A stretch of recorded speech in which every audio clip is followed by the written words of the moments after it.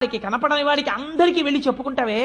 నువ్వు జీవితంలో ఇంత విషయం సాధిస్తే అయిన వాడికి కానివాడికి పిలిచి దగ్గర కూర్చోబెట్టుకుని చెప్తుంటావే. అటువంటిది నీ లోకమునంతటిని రక్షించి ఇన్ని అవతారములెత్తి అజాయమానో బహుధా విజాయతే అని రూపము తీసుకోవలసినటువంటి అవసరము లేనివాడు మన కొరకని ఒక రూపమును తీసుకుని రాక్షస సంహారము చేసి మనను రక్షించినటువంటి మహాపురుషుడైనటువంటి పరమాత్మ యొక్క గుణగణములను వర్ణించడానికి నీ నోరు నొప్పి పెట్టేటట్టుగా నువ్వు వర్ణించని నాడు నీ నోరు ఒక నోరా ఢమఢమధ్వనితోటి ఢక్కగాక. అది ఢమఢమధ్వని చేసేటటువంటి ఢక్క అంతే. అటువంటిది నోరు నొవ్వంగ హరికీర్తి నుడువడేని. శివకేశవులయందు భేదమును పాటించకుండా విష్ణువు గురించి చెప్పవలసి వచ్చినప్పుడు పొంగిపోయి చెప్పగలగాలి. ఆరాధన చేసినప్పుడు పొంగిపోతూ అభిషేకం చేసి పూజించగలగాలి.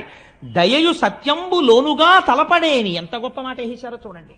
సత్యం అంటే ఏమిటండి? మారనిది సత్యము, మారేది ధర్మము. ధర్మము క్షణక్షణం మారిపోతుంది. ఇప్పుడు నేను ఏ ధర్మంలో ఉన్నాను? ప్రవచనం చేసే ధర్మంలో ఉన్నాను. కాశ్యప్ ఆగి నేను కిందకి దిగిపోతాను, అయ్యప్ప స్వామి వారి దర్శనానికి ఎడతాను. అప్పుడు నేనే ధర్మంలో ఉంటాను? భాగవత ధర్మంలో ఉంటాను. రెండు చేతులు కైమోడ్చి స్వామి ముందు నమస్కరిస్తూ నిలబడతాను.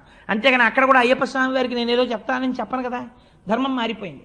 అందుకని తండ్రి ముందు కెడితే కొడుకు ధర్మం, భార్య ముందు కెడితే భర్తృధర్మం. ఒక్కొక్కప్పుడు ఒక్కొక్క ధర్మం. ధర్మం మారుతుంది, సత్యము మారదు.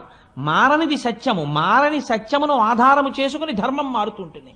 ఇటువంటి మారని సత్యము ఏది ఉందో అది ఈశ్వరుడు.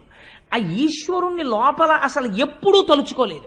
ఈ లోకమంతా ఎవడిలో పుట్టింది, ఎవడిలో పెరుగుతోంది, ఎవ్వడు సృజించు ప్రాణుల ఎవ్వడు సృష్టి, ఎవ్వడు త్రుంచు పెంచు, ఎవ్వడు అనంతుండెవ్వడు విభుడెవ్వడు ఈ విధమున మనుచు బెనుచు హేళారతుడై, ఎవడు సృష్టిస్తున్నాడు, ఎవడు పెంచుతున్నాడు, ఎవడు పెద్దది చేస్తున్నాడు, ఎవడు తుంచేస్తున్నాడు, ఎవరు ఈ ప్రాణులన్నింటినీ కాపాడుతున్నాడు, ఎందుకు ఈ అండాండ పిండాండ బ్రహ్మాండములన్నీ తిరుగుతున్నాయి అని ఒకనాడు ఈశ్వరుడు గురించి ఆలోచిస్తే అది సత్యము. ఆ సత్యమును గురించి ఆలోచిస్తే అంతటా ఉన్నది పరమాత్మయే. ఒకనాడు ఈశ్వరానుగ్రహం కలిగి అతను వృద్ధిలోకి రావాలండి. పాపం తెలియదు, చూశారా ఎంత అజ్ఞానమో అంటారు.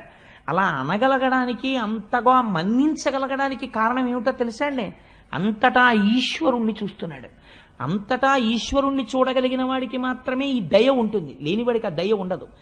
దయయు సత్యంబు లోనుగా తలపడేని.